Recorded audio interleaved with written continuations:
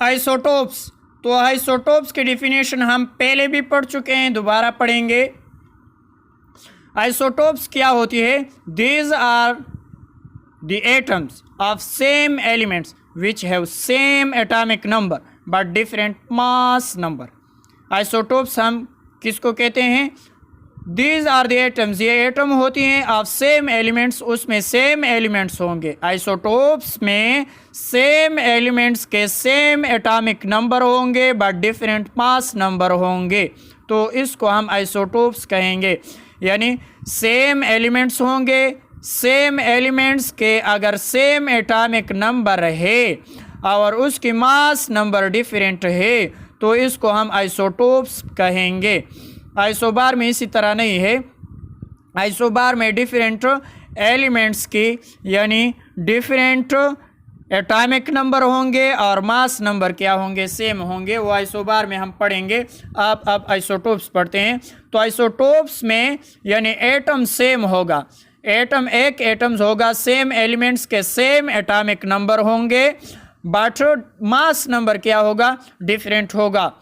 The difference in mass of an atom in elements is due to the difference in number of neutron। तो mass number में difference क्यों आता है atoms की elements में? तो इस वजह से कि उसमें नंबर ऑफ न्यूट्रॉन डिफरेंट होते हैं। तो एक सेम एलिमेंट्स में यानी डिफरेंट न्यूट्रॉन होते हैं, एक में 2 दूसरे में 3, तो डिफरेंट ऑफ न्यूट्रॉन की वजह से मास नंबर भी डिफरेंट होता है। तो मास नंबर हम किसे कहते हैं? Number of proton plus number of neutron को हम मास नंबर कहते हैं। तो अगर मास नंबर में नंबर ऑफ न्यूट्रॉन डिफरेंट है तो मास नंबर भी डिफरेंस होगा। In other words we can say that, हम और अल्फाजों में ये कह सकते हैं दीज आर द एटम्स, ये एक ऐसा एटम है ऑफ सेम एलिमेंट्स के वो सेम एलिमेंट में होंगे which have same number of proton, जिसमें same number of proton and same number of electron होंगे, यानी same number of proton and same number of electron होंगे but different number of neutrons, लेकिन neutrons क्या होंगे? Different होंगे। तो इसको हम आइसोटोप्स कहेंगे।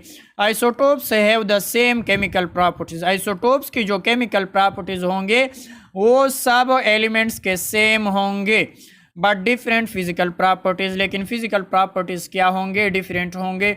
जिस तरह के मॉलिक्यूलर मास हुआ, डेंसिटी हुआ, मेल्टिंग पॉइंट्स हुआ, बॉइलिंग पॉइंट्स हुआ, ऑर्डर हुआ, तो ये फिजिकल प्रॉपर्टीज़ आइसोटोप्स में डिफरेंट हो सकते हैं लेकिन केमिकल प्रॉपर्टीज सेम होंगे। तो एग्जाम्पल देखते हैं।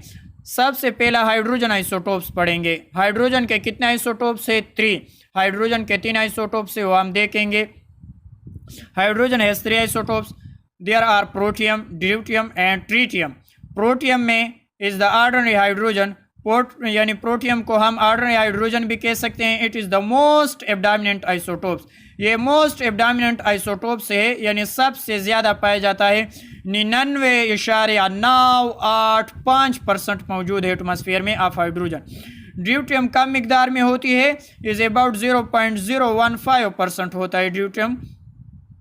तो ड्यूटियम हाइड्रोजन का आइसोटोप से, ट्रीटियम भी हाइड्रोजन का आइसोटोप से, यानी tritium is rarely found in nature, वो बहुत कम है। ट्रीटियम यानी बहुत कम पाया जाता है। ट्रिलियन में कभी कभार एक आइसोटोप्स क्या होता है? ट्रीटियम होता है।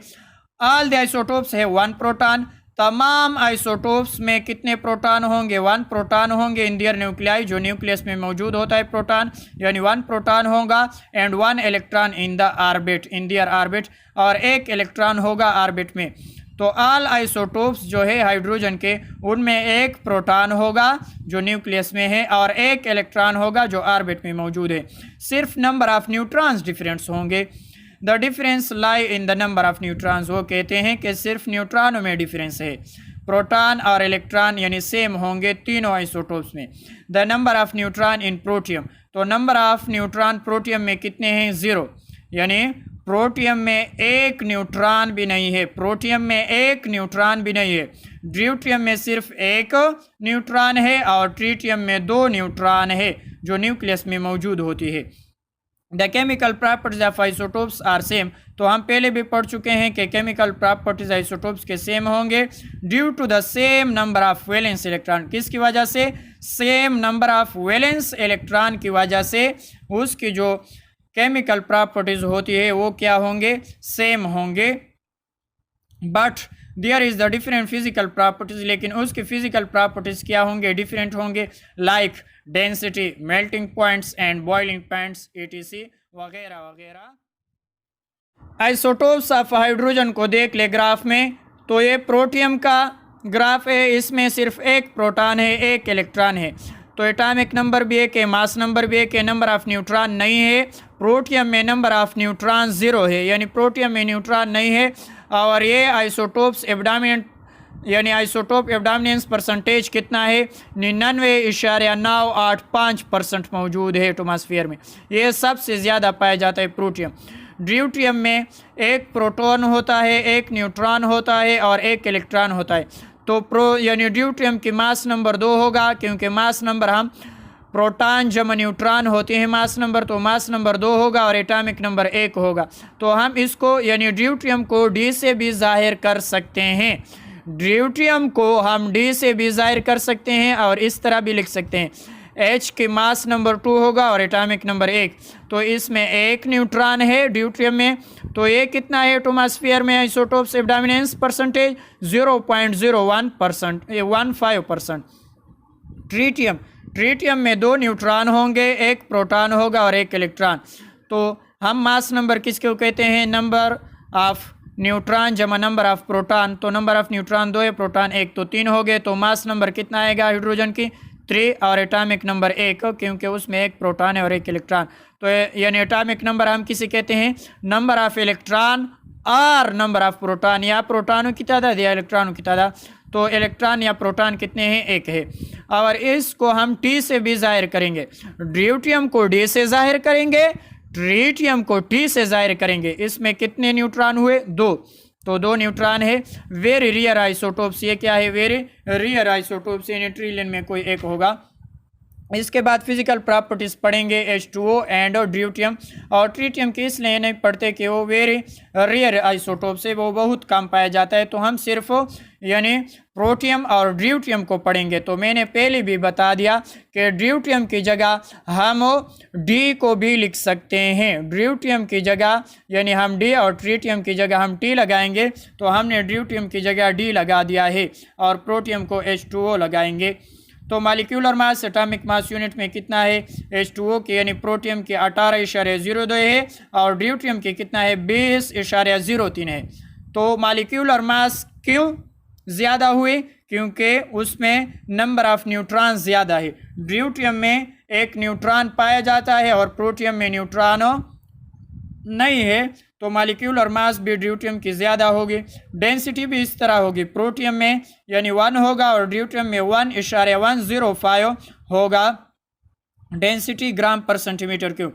मेल्टिंग पॉइंट्स वाटर की 0 है, लेकिन ड्यूटियम की 3.82 है, यानी ड्यूटियम में एक न्यूट्रॉन ज़्यादा हुआ, इस वजह से उसकी जो मेल्टिंग पॉइंट है वो बढ़ गया। बॉइलिंग पॉइंट इसकी 100 है और इसकी 101.42 है, ठीक है। तो DTO को हम ड्यूटियम वाटर कहेंगे, क्योंकि हम ड्यूटियम को D से जाहिर करते हैं, तो हम यानी H2 की जगह उसमें D2 लगाएंगे, क्योंकि हमें पता चल जाएगा कि क्या है, ड्यूटियम है, क्योंकि कौन सा आइसोटोप्स है, यानी ड्यूटियम वाला आइसोटोप्स है, तो हमें पता चलेगा। और इसको हम प्रोटियम वाले को हम H2O से जाहिर कर सकते हैं। इसके बाद दूसरा हम पढ़ेंगे कार्बन के आइसोटोप्स। तो कार्बन के 3 आइसोटोप्स है, तो वो भी हम पढ़ेंगे। Atomic number of carbon is 6, atomic number carbon कितना है, 6 है, उसमें 6 प्रोटॉन होंगे और 6 इलेक्ट्रॉन होंगे। तो एटॉमिक नंबर हम किसको कहते हैं, नंबर ऑफ इलेक्ट्रॉन और नंबर ऑफ प्रोटॉन। तो हम it is due to the first member of 4th group, यानी ये 4th ग्रुप में पहला एटम है या एलिमेंट्स है। 4th ग्रुप में सबसे पहला पड़ा हुआ है carbon. There are 3 isotopes of carbon, carbon के 3 आइसोटोप्स हैं इन नेचर में, कार्बन 12, कार्बन 13 एंड कार्बन 14, यानी 3 आइसोटोप्स है, एक कार्बन 12, एक कार्बन 13 और एक carbon 14। There are represented by, तो हम किस तरह लिखेंगे, कार्बन 12, कार्बन 13, कार्बन 14। तो हम सिर्फ इसमें मास नंबर क्या है, डिफरेंस एटॉमिक नंबर क्या है, सेम है। और जो सेम एलिमेंट्स है, ये तीनों क्या है, सेम एलिमेंट्स के same atomic number but different mass number, तो इसको हम आइसोटोप्स कहेंगे। यानी सेम एलिमेंट्स है, सेम एटॉमिक नंबर है बट डिफरेंट मास नंबर है, तो इस वजह से हम उसको आइसोटोप्स कहेंगे। Carbon 12, carbon 13, carbon 14, all isotopes है 6 प्रोटॉन। तो जितने भी आइसोटोप्स है उनमें 6 प्रोटॉन होंगे जो न्यूक्लियाई में मौजूद है, इन द न्यूक्लियाई जो न्यूक्लियस में मौजूद है, and 6 electron in the orbit, और 6 इलेक्ट्रॉन होंगे जो ऑर्बिट में मौजूद है। The number of neutron of carbon 12, तो नंबर ऑफ न्यूट्रॉन देखेंगे क्योंकि हम आइसोटोप्स को यानी डिफरेंस ऑफ न्यूट्रॉन भी कह सकते हैं।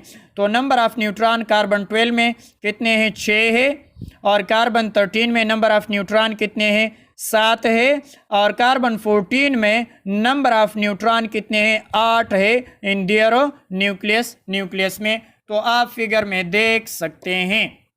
तो हम टेबल में देखें आइसोटोप्स ऑफ कार्बन, तो आइसोटोप्स ऑफ कार्बन, कार्बन 12 में कितने इलेक्ट्रॉन हैं, यानी 6 इलेक्ट्रॉन है, 6 प्रोटॉन है और 6 न्यूट्रॉन है। तो मास नंबर 6 × 6 12, यानी 6 प्रोटॉन है और 6 न्यूट्रॉन है, तो मास नंबर 12 होगा और एटॉमिक नंबर तो 6 है। तो नंबर ऑफ न्यूट्रॉन कितने हैं कार्बन 12 में, 6, और ये यानी जो एब्डोमिनेंस है परसेंटेज का इस आइसोटोप्स की, तो वो 98.98 है, यानी ये सबसे ज़्यादा पाया जाता है कार्बन 12, यानी उसके जो परसेंटेज है एब्डोमिनेंस वो 98.98 है, 98%, 98.98% एटमॉस्फेयर में मौजूद है, सबसे ज़्यादा ये पाया जाता है। कार्बन 13 की मास नंबर कितना है, यानी 13 है 13, और एटॉमिक नंबर 6 है। तो 13 किस वजह से है कि इसमें यानी नंबर ऑफ न्यूट्रॉन ज़्यादा हुए, इसमें नंबर ऑफ न्यूट्रॉन 6 थे और इसमें नंबर ऑफ न्यूट्रॉन 7 हो गए, तो 7 × 6 13, तो ये एटमॉस्फेयर में कितना एब्डोमिनेंस 1.109%, ये कम है, ये यानी इतना कम है, ये 98% है और ये सिर्फ 1% है, ठीक है।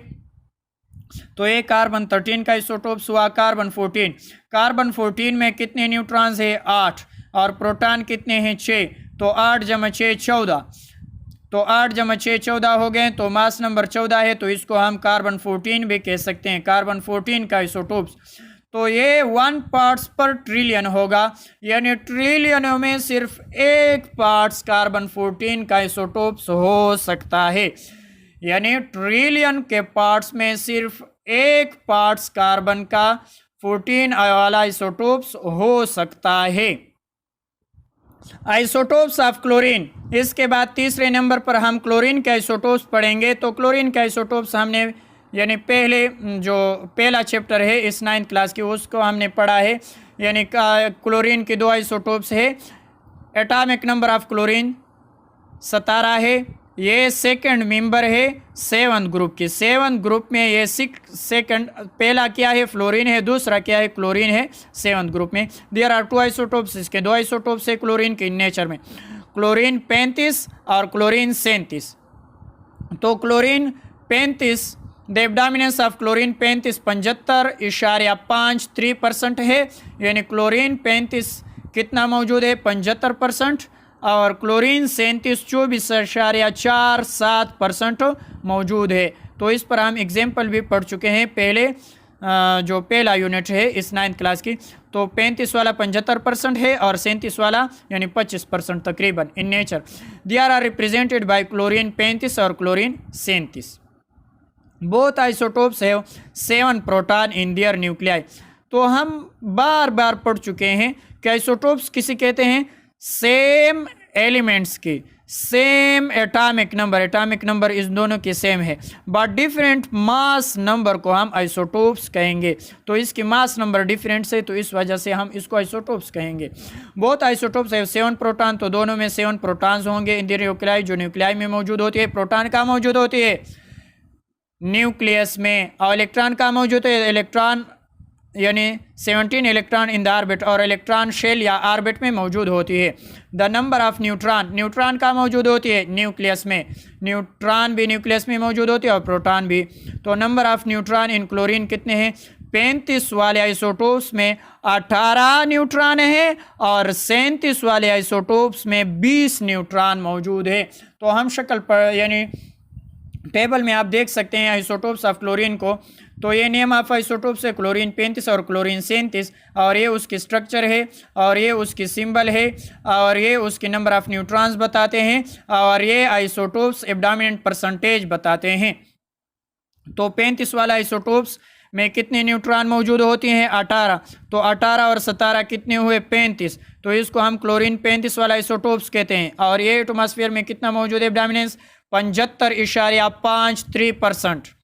और क्लोरीन 37 में कितने न्यूट्रॉन्स होते हैं? 20। तो 20 जमा 17 कितने हुए? 37। तो 37 वाला आइसोटोप्स हो कितना एब्डोमिनेंस एटमॉस्फेयर में? 24.47% मौजूद है। तो मास नंबर मैंने बार बार बताया है कि मास नंबर किसे कहते हैं? नंबर ऑफ न्यूट्रॉन जमा नंबर ऑफ प्रोटॉन। तो इसको हम मास नंबर कहेंगे। तो नंबर ऑफ न्यूट्रॉन और जमा नंबर ऑफ प्रोटॉन को जमा कर दे तो ये 37 आएगा। तो मास नंबर 37 है। तो इस वजह से हम उसको यानी क्लोरीन 37 वाला आइसोटोप्स कहेंगे और इसको क्लोरीन 35 वाला आइसोटोप्स कहेंगे। Number 4 isotopes of uranium. तो यूरेनियम की 3 आइसोटोप्स है, यूरेनियम की भी 3 आइसोटोप्स है। तो यूरेनियम के एटॉमिक नंबर 92 है, यानी उसमें नंबर ऑफ प्रोटॉन 92 है और नंबर ऑफ इलेक्ट्रॉन भी 92 है। तो एटॉमिक नंबर ऑफ यूरेनियम यानी 92। There are 3 isotopes. तो इनके भी 3 आइसोटोप्स है of uranium in the nature. Nature में उनके 3 आइसोटोप्स है, यूरेनियम 234, यूरेनियम 235, यूरेनियम 238।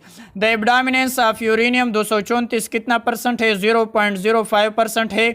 यूरेनियम 35 कितना परसेंट है? 0.75% है। एंड यूरेनियम 238 ज़्यादा है। Uranium 238 is most abundant 99.245% in nature. तो यूरेनियम 238 हम बार बार इसलिए पढ़ते हैं कि वो सबसे ज़्यादा मौजूद है नेचर में।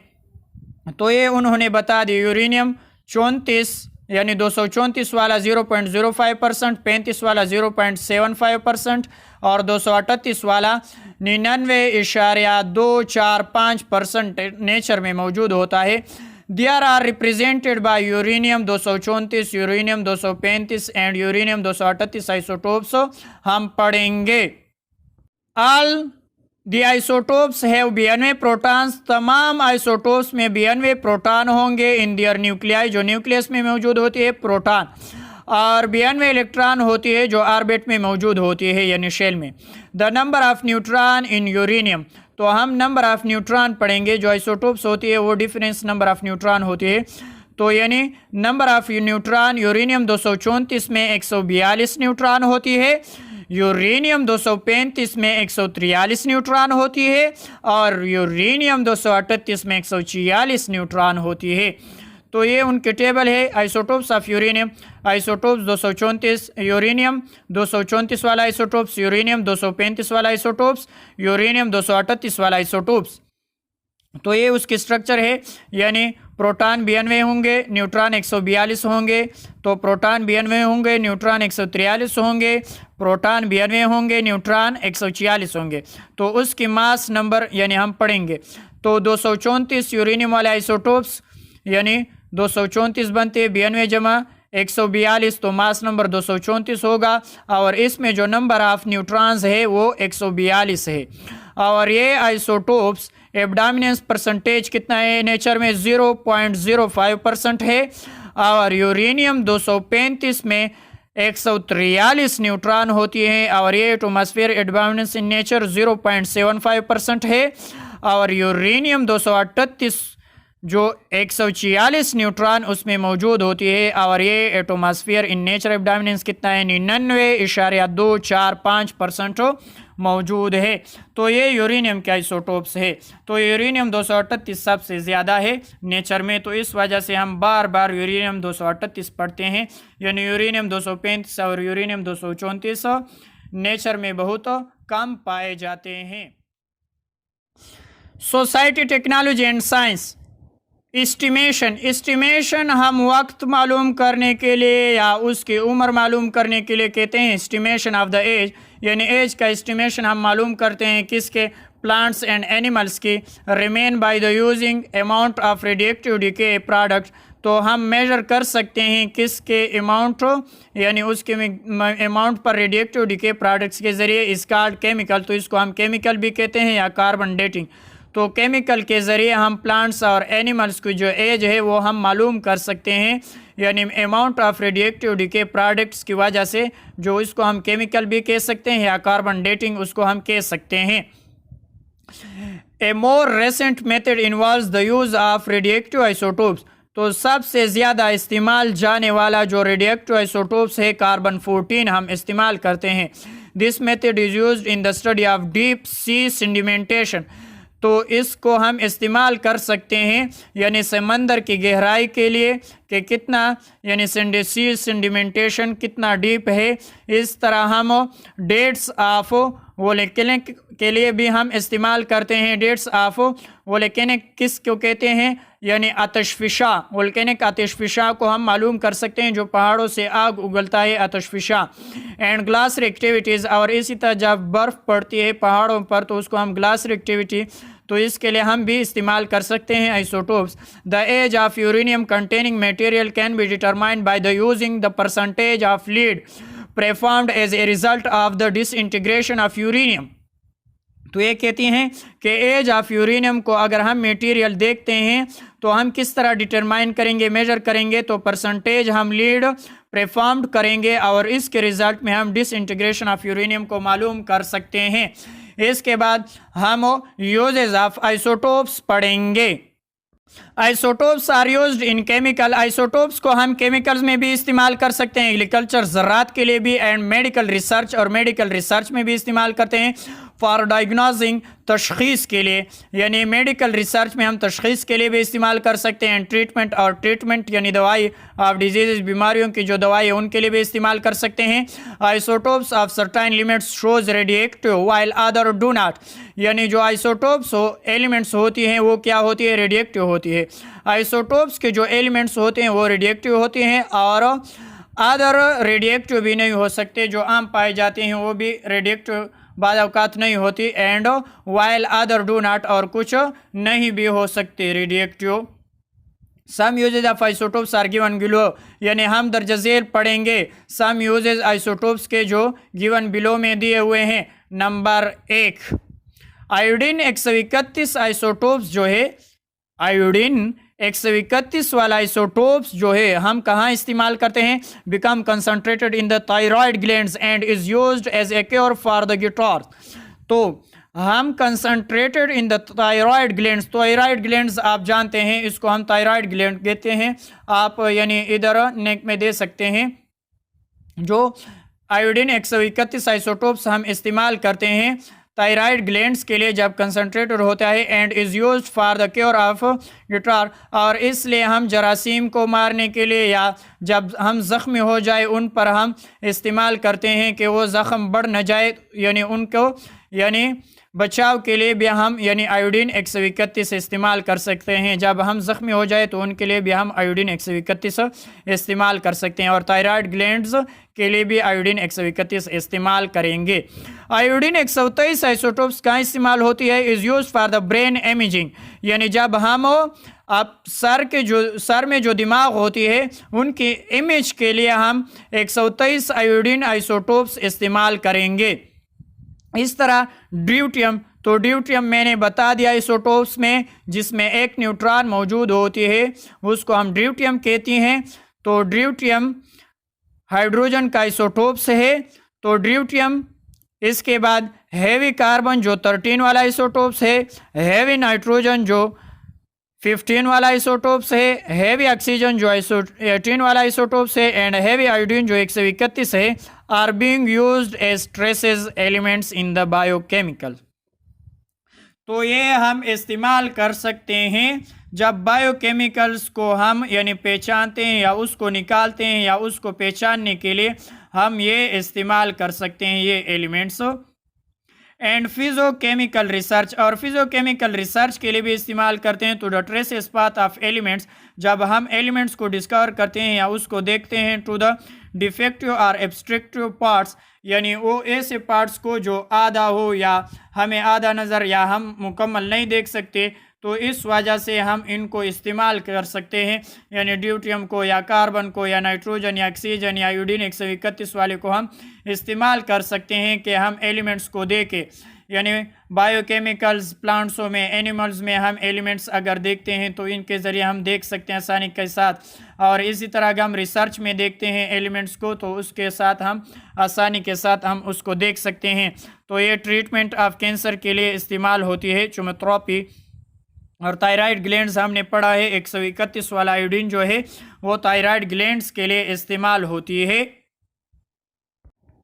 यूजेज ऑफ आइसोटोप्स में चौथे नंबर पर रेडियम इरेडिएशन है। तो रेडियम क्या है? वो इरेडिएशन है। हम पहले भी पढ़ चुके हैं कि बाज़ रेडिएशन होती हैं एलिमेंट्स और बाज़ यानी नॉन रेडिएशन होती है। तो रेडियम इरेडिएशन है एंड कोबाल्ट 60, और इसी तरह कोबाल्ट 60 वाला आइसोटोप जो है are used in the treatment of cancer. तो इसको हम कैंसर के दौरान इस्तेमाल कर सकते हैं and for diagnosis of tumour. और इस तरह जो रसूली है जो जनानों में मौजूद होती है तो उसके लिए हम यानी कोबाल्ट 60 और रेडियम इरेडिएशन हम इस्तेमाल कर सकते हैं। तो कोबाल्ट 60 हम कैंसर के लिए और डायग्नोसिस ऑफ ट्यूमर जो जनानों में मौजूद होती है जो रसूली उसको कहते हैं, और कैंसर तो आप जानते हैं। तो हम कैंसर के लिए कोबाल्ट 60 या रेडियम इरेडिएशन इन दोनों को इस्तेमाल कर सकते हैं कैंसर के लिए और डायग्नोसिस ऑफ ट्यूमर के लिए।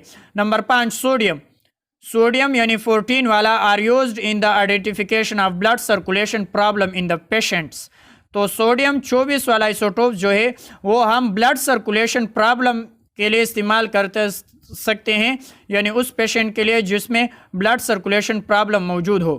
कार्बन 14 वाला आइसोटोप्स, तो कार्बन 14 वाला आइसोटोप्स हम इस्तेमाल करते हैं uses for the trace path for the carbon in photosynthesis, यानी हम इस्तेमाल करते हैं कार्बन 14 आइसोटोप्स फोटोसिंथेसिस, जो कार्बन मौजूद होती है फोटोसिंथेसिस के प्रोसेस में। तो फोटोसिंथेसिस के प्रोसेस में कार्बन भी मौजूद होता है, या उसको मालूम करने के लिए हम कार्बन 14 इस्तेमाल करेंगे। एमेरकोमियम 241 वाला isotopes is used in smoke detector. तो हम एमेरकोमियम को स्मोक डिटेक्टर के लिए भी इस्तेमाल कर सकते हैं। It is also used to determine where oil wells should be drilled. तो हम इसको इस्तेमाल कर सकते हैं कब? जब यानी ऑयल्स जो होती हैं वो शुड बी ड्राइल होती है, यानी जब वो ड्राइल होती है तो हम एर्कोमियम इस्तेमाल करते हैं क्योंकि वो स्मोक डिटेक्टर होता है। तो इस स्मोक डिटेक्टर की वजह से हम ऑयल्स वेल शुड के लिए भी ड्रिल्ड जब होती है तो उनके लिए भी हम इस्तेमाल कर सकते हैं।